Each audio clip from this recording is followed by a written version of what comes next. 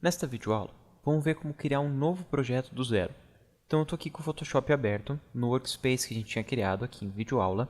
Eu vou vir na aba File e vou escolher Novo. Sempre que você escolher Novo, você vai estar criando um novo arquivo e não abrindo uma imagem digital que você tenha no seu computador. Então eu vou colocar aqui o nome de Novo Arquivo, que é a primeira opção que ele pede no painel de novo, que é o nome do teu arquivo. Na sequência, ele vai ter aqui uma lista chamada Presets. Esta lista de presets vai pensar da seguinte forma: qual que é o objetivo do trabalho que você está fazendo? É um trabalho para filme e vídeo? Você vai colocar na internet, no YouTube, no Vimeo, ou você vai fazer uma edição depois no Premiere e vai precisar dessas imagens lá dentro? Então você escolheria filme e vídeo. Se você for fazer alguma coisa para celular, para iPad, para iPhone, você pode escolher já Mobile Device. Se for algo específico para a internet, você quer fazer um banner, quer fazer um mockup, você pode escolher aqui o Web. Se for para foto, você tem aqui alguns padrões de tamanho para foto, mas isso pensando mais se você fosse imprimir essa foto. E você tem aqui International Paper, que são tamanhos específicos de papéis do mundo inteiro. Então, pensando assim nesse tipo de trabalho, se eu pegasse aqui International Paper, eu vou fazer um impresso.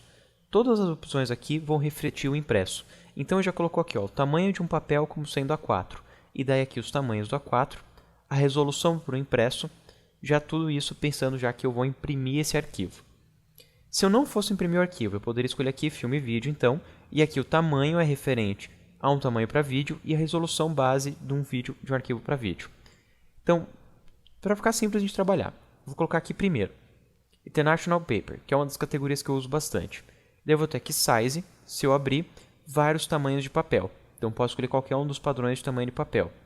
E outro arquivo que eu uso bastante, que é filme e vídeo, eu tenho aqui vários tamanhos diferentes de tela de TV diferentes. As mais usadas são NTSC-DV, que é o formato TUO padrão, e a versão widescreen, que também é usada em DVD, e a versão aqui HDTV 720p 29.97, que é uma versão HDV, que é uma versão entre as TVs de tubos e as TVs Full HD.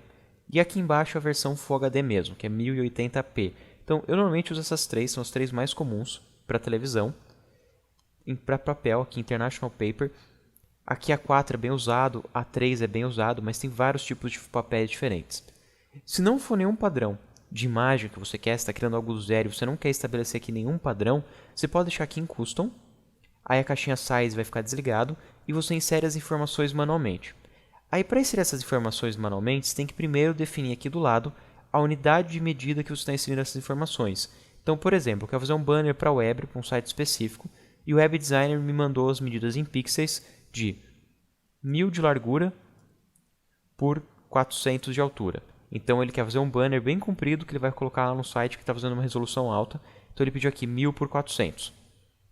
Aí, essa caixinha de resolução, eu poderia já dizer que a distribuição de pixels por polegada é X. Mas quando você está trabalhando para web ou para vídeo, você não precisa se preocupar muito com isso, que vai ser o hardware da pessoa, vai ser o computador, vai ser a televisão, que vai determinar a resolução dela.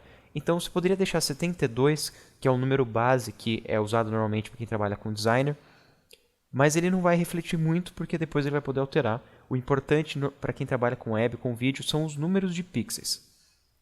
Agora, diferente disso, você vai fazer para o impresso. Daí o cara te pediu a medida em centímetros, que ele quer um flyerzinho, quer um cartão que tenha 10 horizontal e 15 vertical. Então você tem 10 e 15 centímetros. Mas lembra que eu comentei que numa imagem digital você tem a medida em pixels. Aqui no Photoshop ele sempre vai trabalhar em pixel. Então você colocou 10 e 15 centímetros, mas quanto em pixel que ele vai ser? Por isso que você define aqui a resolução. A resolução vai ser em quantos pixels você vai ter em cada polegada. O padrão a usar para impressão são 300 pixels por polegada. Então, a cada 2,5 cm de imagem, eu vou ter 300 pixels. Então, levando aqui em consideração que eu tenho 10 centímetros de imagem, eu vou ter mais ou menos 1.200 pixels. Digo mais ou menos porque uma polegada é mais ou menos 2,5 centímetros. Se eu mudar aqui a unidade de medida de centímetros para pixels, eu já vejo aqui que eu tenho mais ou menos 1.200 pixels. Eu vou voltar aqui para centímetros. Então, essa é a parte mais importante, a medida do teu arquivo e resolução do teu arquivo. Na sequência, ele pede com que espaço de cor e quanto de informação por canal de cor que você vai querer. Normalmente, você vai trabalhar com RGB. Mesmo que você vá trabalhar para impresso, eu recomendo trabalhar em RGB, porque a maioria dos filtros Na verdade, todos os filtros dentro do Photoshop eles funcionam no modo RGB. E nem todos eles funcionam em Lab e nem em CMYK, que são os outros espaços de cor que são comuns de ser usado. O Lab é um espaço de cor maior que RGB, você teria mais gamas de cor, e o RGB já é maior que CMYK, então quando você trabalha em RGB você está trabalhando no meio termo, mas vai trabalhar no espaço de cor padrão para web, para vídeo, para qualquer tipo de hardware que emita luz. Fotografia vai ser também RGB, se pegou uma foto que você tirou e escaneou, ela vai estar em RGB. Então, a maioria das vezes vai ser RGB. Para imprimir, depois teria que converter isso para CMYK, que é a linguagem em tinta, que é a linguagem que a impressora usa. Mas pode fazer essa conversão no final do seu processo criativo, deixando assim a possibilidade de você trabalhar com qualquer tipo de efeito aqui dentro do Photoshop. Então, eu recomendo normalmente trabalhar com RGB, mas vou ver conforme eu vou pegando a prática, aprendendo a dominar o Photoshop, talvez vocês saiam de RGB e usem outros modos de cor, mas inicialmente RGB é o ideal. E daí aqui os bits de cor é o quanto de informação, quantos de bits de dados você vai ter por canal de cor. Você tem a opção de 8, 16 e 32, sendo 8 padrão para filme, padrão para vídeo, web, para a maioria dos impressos. Então 8 bits aqui é o padrão, você pode deixar 8 bits. Normalmente quando você vê diferença de bits é porque, por exemplo, você fotografou com uma câmera profissional em alta qualidade. Você vai ter um negativo digital, que é o nome desse arquivo digital que ele grava, em 32 bits. Então ele tem uma gama de cores, ele tem um número de dados muito alto. E daí você tem muito mais opções para tratamento de cor, por ter muito mais informação. Mas em contrapartida, você tem menos opções de efeitos. Muitos dos efeitos do Photoshop funcionam em RGB 8 bits. Então vão ter efeitos que não vão estar habilitados para você trabalhar. 16 também tem alguns efeitos a menos para trabalhar do que 8. E é um tamanho de bits intermediário entre 8 e 32. E eu costumo trabalhar assim. Se eu tirei uma foto em alta qualidade, 32 bits, e eu abro ela no Lightroom ou no Camera Raw, que a gente vai ver mais pra frente. Ele é um pluginzinho só intermediário entre o Bridge e o Photoshop. E daí eu peguei esses 32 bits de cor, já fiz um trabalho de cor dentro do Lightroom ou do Camera Raw, e quando eu quero manipular e jogar dentro do Photoshop, eu já vou fazer de duas maneiras.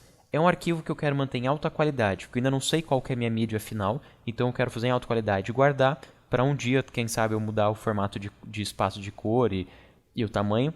Então eu deixaria em 16 bits no maior tamanho possível. Agora, se é um arquivo que eu já sei que mídia que eu vou fazer, que vai ser tipo impresso, vai ser vídeo, ou vai ser para internet, eu já vou deixar 8 bits, porque quase 100% das vezes vai ser 8 bits. Então eu só deixo maior do que isso, se eu quero guardar essa imagem e eu não vou usá-la por enquanto, então eu quero manter ela na melhor qualidade possível. Mas para iniciante, você pode deixar 8 bits. RGB 8 bits, a maioria das vezes é o que você vai precisar. Daí ele pergunta aqui, quando você abrir o arquivo, você quer que a tua tela esteja em branco, transparente ou qualquer outra cor. Daí você veria aqui, escolheria uma cor, que seria essa cor de background aqui. Esse primeiro teria que ter definido a cor. Eu vou deixar aqui em branco. Normalmente quando eu vou trabalhar para vídeo eu deixo transparente, para todos os outros eu deixo branco. Mas é só uma tela em branco que você vai poder pintar e colorir, trazer fotos, fazer o que você precisar. Aqui embaixo, essas duas caixinhas, você não vamos precisar se preocupar, que aqui, como ele diz mesmo, é avançado. Mas só para explicar, essa opção aqui de aspecto do pixel, isso é específico para vídeo. O vídeo nem sempre tem um pixel quadrado, que é o square. Ele tem outros tipos de tamanho de pixel, mas todos esses tamanhos de pixel são específicos para vídeo, para tipos de monitores diferentes. Essa opção aqui, Color Profile, é que tipo de linguagem RGB que você está usando. Porque embora RGB eu tenha dito que é um espaço de cor que trabalha com 3 canais RGB e funciona através de luz, isso vai ser universalmente para qualquer RGB, ele tem linguagem RGB diferente. Uma câmera da Canon, ela vai ler o RGB diferente do que o monitor de TV vai ler esse RGB. Então você poderia vir aqui e dizer que tipo de RGB você está trabalhando. Então essa categoria aqui de cima, que são os principais, você tem aqui o formato padrão Adobe, você tem aqui o formato para web, você tem aqui um formato para foto em alta qualidade, aqui para baixo eu tenho alguns formatos para televisão. Então você poderia já dizer que tipo de sabor de RGB que você está trabalhando, qual que é o modo de RGB que você está trabalhando. Mas se você não souber, você pode deixar no padrão. Ele vai estar aqui, ó, o padrão do Photoshop é o sRGB, ou você poderia abrir e deixar em Adobe RGB, que é bem genérico também, e os dois são muito bons. Aí você terminou de criar teu arquivo, você clica em OK. Você vai ter aqui o teu arquivo, a tela dele, aqui do ladinho uma camada em branco que está bloqueada. Daí você já tem o teu arquivo inicial. A partir dali você pode fazer o que você precisar. Você pode pegar as ferramentas e ir colorindo a tua imagem. Ou trazer novas fotos para dentro dessa daqui, caso ela fosse ser uma base para diagramação. Então eu tenho o meu arquivo e dentro desse arquivo eu quero colocar várias fotinhos. Eu vou ali, vou posicionando as fotinhos. valido, pego outra foto, posiciono a foto, valido e vou fazendo isso foto por foto. E aí automaticamente eu vou ter aqui na direita mais camadas, porque eu trouxe mais fotos aqui para dentro.